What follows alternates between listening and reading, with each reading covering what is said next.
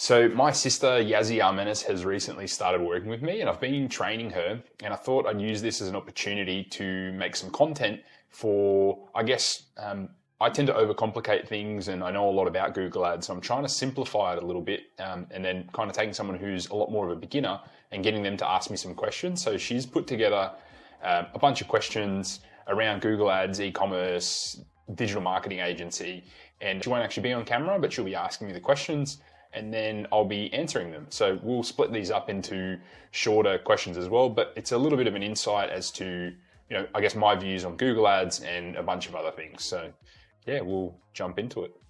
Go on, Yazzie. Shoot. So what are your goals for the future in regards to Armenis Digital? My goal for Armenis Digital has really always been to be the best Google Ads agency or specialist in the world. That's a hard one to quantify because in terms of actual dollars, how would you even quantify it? But really, I just want to take it to a point where I don't want to expand it to be this huge multi-person, multinational enterprise, purely because I prefer to have it more as a lifestyle business, because I want to be able to spend time with my wife, my family, my son, and then also just have the time to do the things I want to do.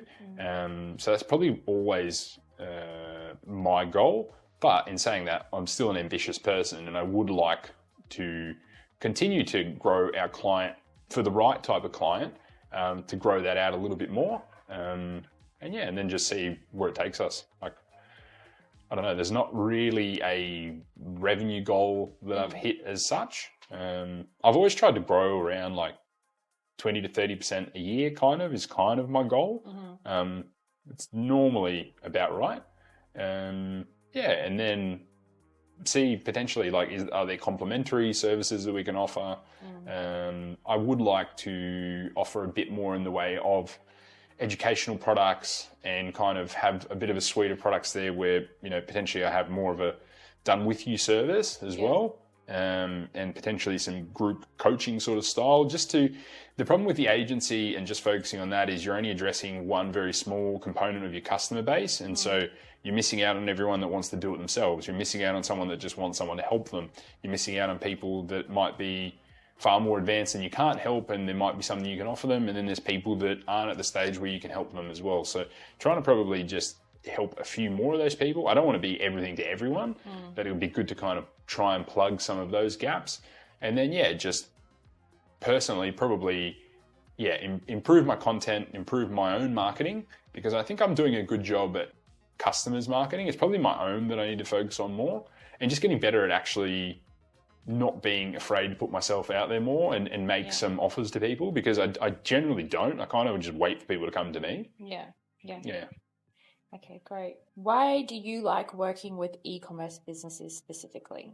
Yeah, so I think it has to do with probably one, the way my brain works, and then two, my background of having worked as a category manager, product developer, whatever you want to call it, for retail business, because I've got a good understanding of consumer retail and online products. I kind of always preferred that just because I do have a product background. And then Google Ads themselves, I've always liked specializing in because they're quite logical, numbers driven.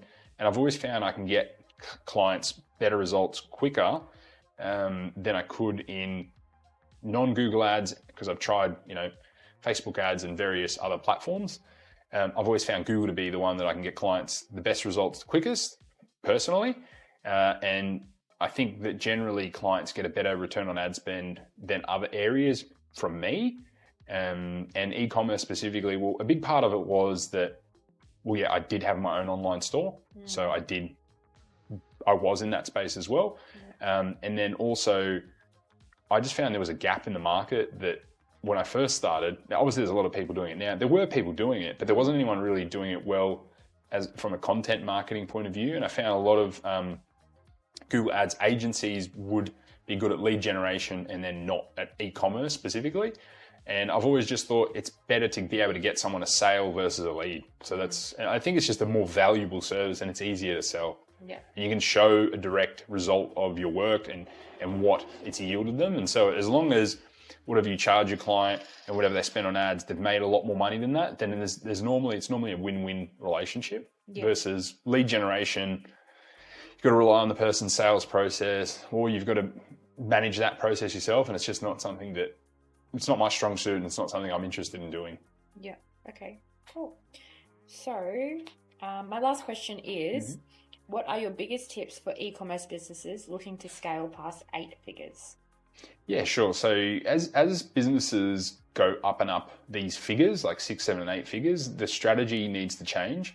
And so earlier on, you can get away with a lot less campaigns, obviously a lot less ad spend, and you can be a bit lazier, not necessarily lazier, but you don't have to watch things as closely. But as you get into these bigger, I guess, figures, you need more campaign types. You need to be watching everything that you're doing far more carefully, and you need to know how to use Google to be able to force it to spend more money. Because what happens when you get to those figures is people hit a point where they actually can't spend more money, and so they can't make more sales because they cap out, and so they're not actually able to drive any more traffic because they can't actually spend more. So a lot of people that come to me have the problem of, I can't spend anymore, versus trying to improve return on ad spend. Sometimes at that level, you are just wanting to improve on return on ad spend, but it's really like a stage process. Improve profitability, try and spend some more. It's also about focusing on products that aren't being seen, so zombie SKUs, and then kind of having the whole suite of Google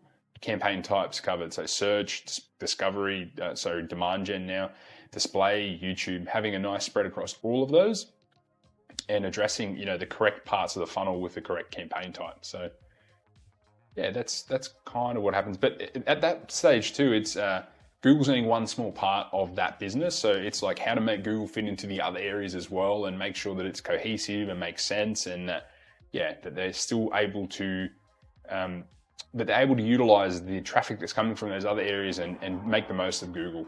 Yeah. Okay, perfect. I did just have one more question as you were talking. I was thinking about it. Why is it important to have a digital marketing agency like yours actually run your Google ads as opposed to just trying to do it yourself if you're a bigger company? Yeah, so I think, look, it depends on the person. I think some people are more than capable of doing it themselves and getting good results. I guess it just depends on if you've got the time to do it.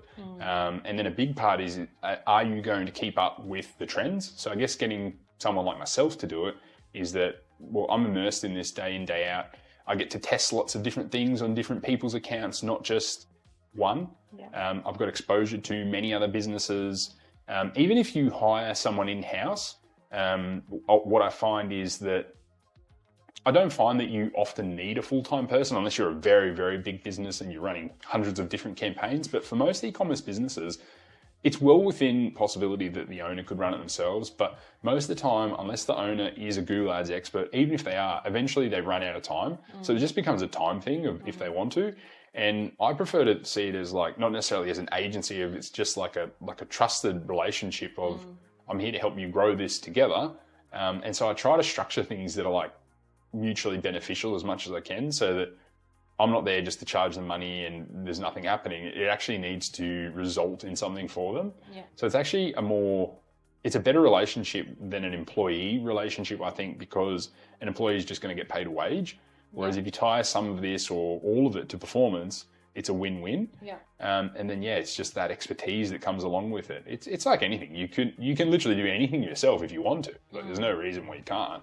Like, you can mow your own lawn, or you can get someone to mow your lawn. Like, there's no reason why you can't. Everyone has the ability to do it. It's whether or not you have the time. Do you want to test a lot of things? Do you have the ability to continuously learn about a topic? Because things do change. While Google changes, it's still very similar, but there is stuff changing all the time. And if you're not staying on top of it, then, obviously you've got a problem. And I think a lot of the time agency terms are very, very favorable. It's not like you have to stay around, you're locked in forever. They probably skew too much the other way of like, they don't lock people in enough, I don't think, because it does take time. And so if you're very quick at changing, it's probably not going to be in anyone's interest. And that's why I tell people, if they're just interested in like trying it for a few weeks, few months, or whatever, I'm probably not the right person. I'm not really interested in pursuing that. But if it's something they want to do longer term, then I'm keen. And I think it's good that you actually have your ideal client in your head. Like that's what I've learned from you, is that you don't want to just work with anybody. No. It's really easy to go and get work for anything, and then you'll be chasing people for this, or chasing money, or you'll be doing stuff you don't like, dealing with people that are hard to deal with. That's the like you've got to find people that are relatively easy to deal with, because otherwise it can really ruin your day. Like if you're not working with people that are logical, they're smart, they know what they're doing. Yeah. They're not micromanagers. They want to work together. But it's good. But you also need to get to a position where you can do that. So it's like it's a good position to be in. That you can just say no, I don't want to do that. Not everyone's in that position. Yeah. But it's good. As long as you are like upfront and honest with people, and just even if you make a mistake, you got to tell them. So that's the other thing. I think if you make mistakes, tell people. I think a lot of people are just like hardcore salespeople in this space, and it's fine. They can make a bunch of money, but like most of them are in and out within a year, 2 years, and then they're doing something different. That's the other thing. Is like I've been doing the same thing for many, many years now, and I probably will be for many, many more. So yeah. Well, thanks so much, Nick, for going through those with me. I think they've been really helpful, and something I could probably do more often. Yeah, awesome. Thanks for asking. Thank you. So yeah, I hope you guys enjoyed that. Just a little insight into, I guess, how my mind works, and then just some more questions that people might have on their minds. If you do have more, you can feel free to leave them in the comments below, and I'll be able to answer them. But thanks so much, guys.